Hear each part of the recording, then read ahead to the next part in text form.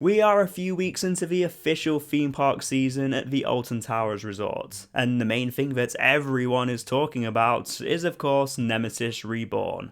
The original Nemesis, which opened in 1994, closed at the end of the 2022 season to undergo a retrack to increase the longevity of this classic attraction. So the new Nemesis is now going by the name Nemesis Reborn, and it's opened at the park on the 16th of March. After now having a few rides on Nemesis Reborn, I thought I'd sit down and give you my full review on this reimagined roller coaster. If you haven't already checked it out, you can watch my brand new Alton Towers vlog where I give you my initial thoughts on Nemesis Reborn. I'll leave a link down in the description below. But first, before we get started, if you do enjoy watching, then please hit that like button to let me know, and if you are new around here, then please consider hitting that subscribe button and ringing that notification bell so you don't miss a single thing, because we make plenty of theme park and adventure videos here which you don't want to miss. So before we talk about Nemesis Reborn itself, let's talk about the area itself and the changes that have been made since the end of the 2023 season.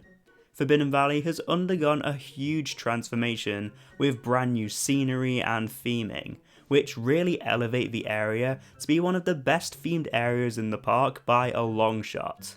I've always thought that although Alton Towers have great rides and roller coasters, theming has always lacked when you compare to other Merlin parks such as Chessington World of Adventures for example. But with this reimagined Forbidden Valley, Alton Towers are taking the next steps in making the park a themed, immersive park, and hopefully they continue to do this in other areas in future. So what can be found in the new Forbidden Valley? As you enter Forbidden Valley from the gloomy wood area of the park, you'll be greeted by a brand new entrance with a sign that says Phalanx Facility. However, red Nemesis tentacles have grown over the sign to spell out the words Forbidden Valley. You can also find posters on this entrance and around the area and the queue line for the coaster. These posters are made by the Phalanx, confirming that everything is under control. However, these posters have been altered to point out that everything is actually not under control and to seek the truth.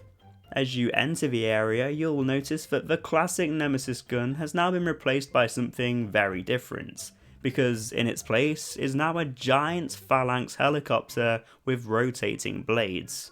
What's even better about this fantastic bit of theming is the text on the side of the helicopter, which is an Easter egg relating to the former name of the area, Thunder Valley.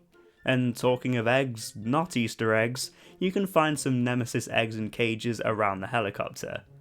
Now, I do love this, however it kind of makes the whole idea of Subterra pointless, because why would you need to go underground to view an egg when there's a few of them right out in the open? But anyway, I still love this theming and it's a massive improvement on the area.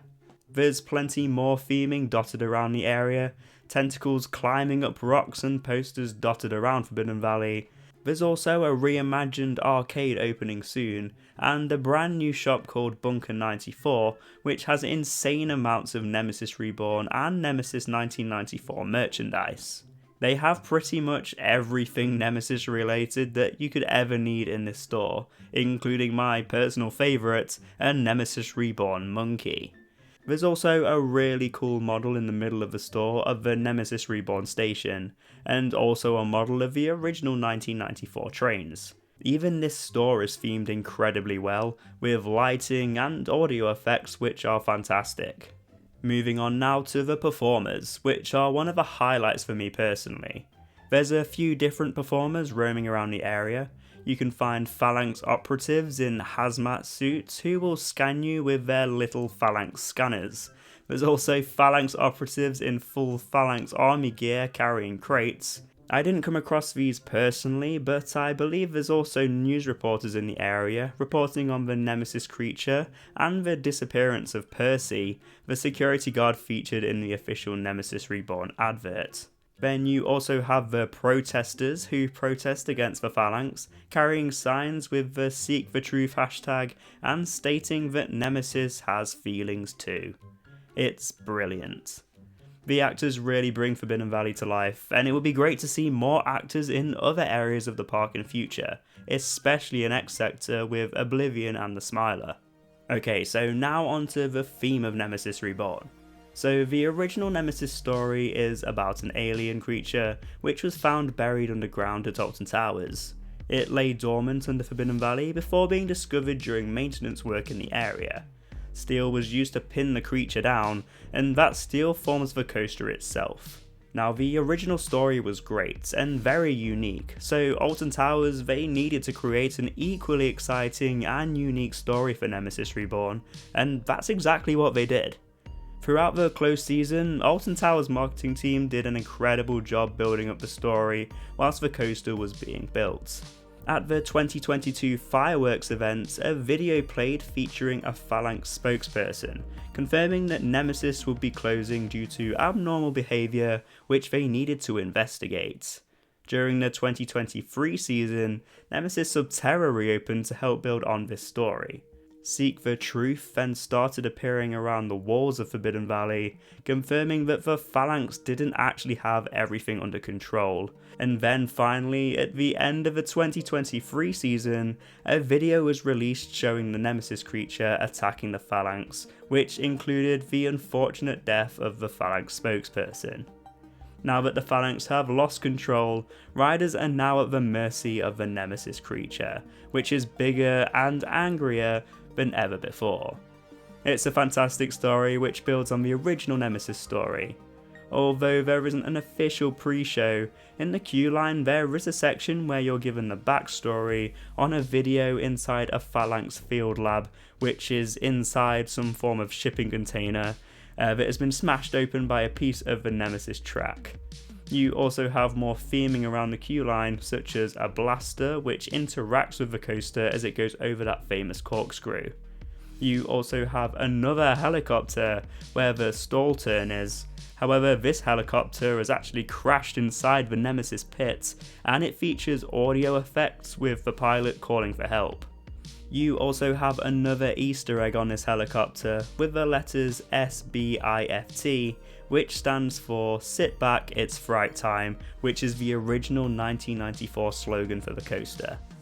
Okay, so moving on to the track design now. So the track layout is the same as before. I believe there are some differences in how many pieces there are to create some of the elements such as the loop, but overall it's the same roller coaster layout. So I'm still unsure if this classes as a new coaster or not. Let me know down in the comments what you think. However, the track colour is notably different. The 1994 Nemesis had a grey, rusty colour scheme, whereas Nemesis Reborn has a black track with the red vein design. This has to be the most detailed track design I think I've ever seen. It must have taken so long to get this design looking as good as it does. Now obviously this will need to be maintained by the park. I can imagine after a few years of operation this will start to fade a little if it's not maintained properly, but I do have faith in Alton Towers that they will keep this track looking as fresh as it can be. The trains have also been refurbished, now with a black design and red restraints looking miles better than the previous trains.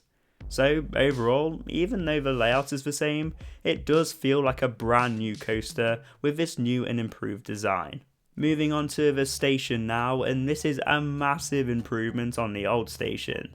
I want to quickly discuss the outside of the station because there is now a giant Nemesis eye situated where the 0G roll is. And when it goes over that 0G roll, the eye interacts with the train. Now I'm not too sure whether they're claws or teeth, but you have them around the eye and they move. Honestly, this is an incredible piece of theming which is also great for a photo opportunity. In terms of the inside of the station, it's the same station as before, however they have added tons of theming around the walls and the ceiling. They've added lighting effects which activate when the coaster dispatches, and one of my favourite details is the train row numbers which are made out of Nemesis tentacles.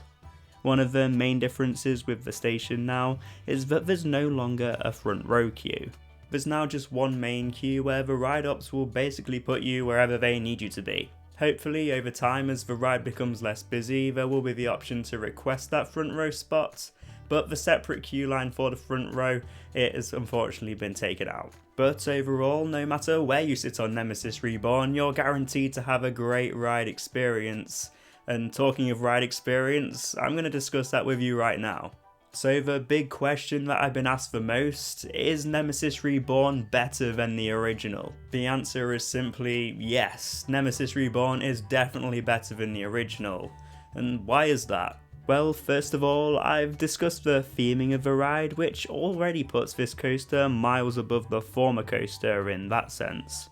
Theming and backstories always make coaster experiences better in my opinion, another reason why I love the Wicker Man. So adding this theming makes the overall experience better in my opinion. But in terms of the ride experience itself, I also feel like this is better than the original. Even though it's the same track layout, it just seems way more intense. I don't know if this is because I've had a year away from the original Nemesis, but you go through those elements with so much intensity. When you hit the brake run, you're left with a feeling of, wow, what just happened? The airtime on that 0G roll over the station is incredible, way more than I can remember on the original. There's also a new mist effect as you go over that 0G roll, which makes it even better. You speed round that track with such force. I'm unsure if Nemesis Reborn is faster than the previous version, but it definitely feels it. It's honestly one of the most intense ride experiences I've encountered. I've been on Nemesis Reborn 4 times at the time of recording this video, and if you love intense roller coasters, then definitely aim for getting a back row ride, because that is personally my favourite spot so far.